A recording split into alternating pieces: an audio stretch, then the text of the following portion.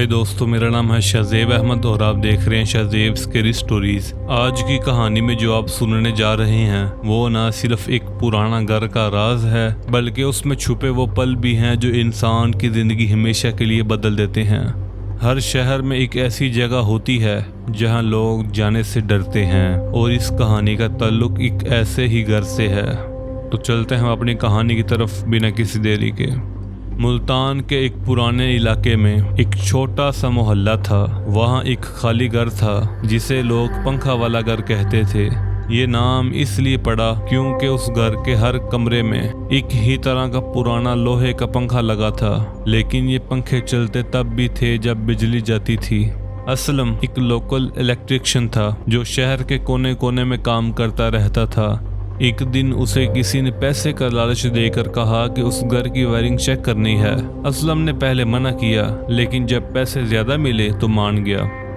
जब असलम पहली बार उस घर के अंदर गया तो सब कुछ वहां ठंडा और सन्नाटा था।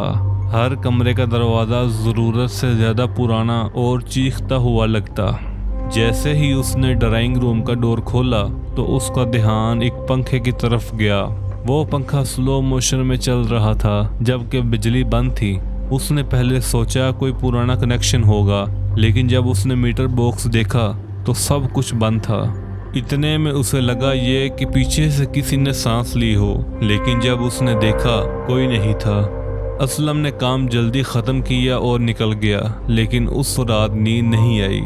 अगले दिन जब वो बाजार गया तो पता चला कि वो घर 20 साल पहले किसी पुराने हकीम का था जिसका बेटा पागल हो गया था, और कहते हैं उसने घर के अंदर ही जान दे दी थी। तब से लेकर आज तक जो भी घर में गया या तो बीमार हो गया या पागल। असलम ने कभी फिर उस घर का नाम तक नहीं लिया, लेकिन हर बार जब वो किसी पुराने पंखे की आवाज़ सुनता है तो उसे लगता है कि कोई उसे देख रहा है। हर जगह का एक पास्ट होता है, लेकिन कुछ जगह का पास्ट आज भी वहाँ जिंदा होता है।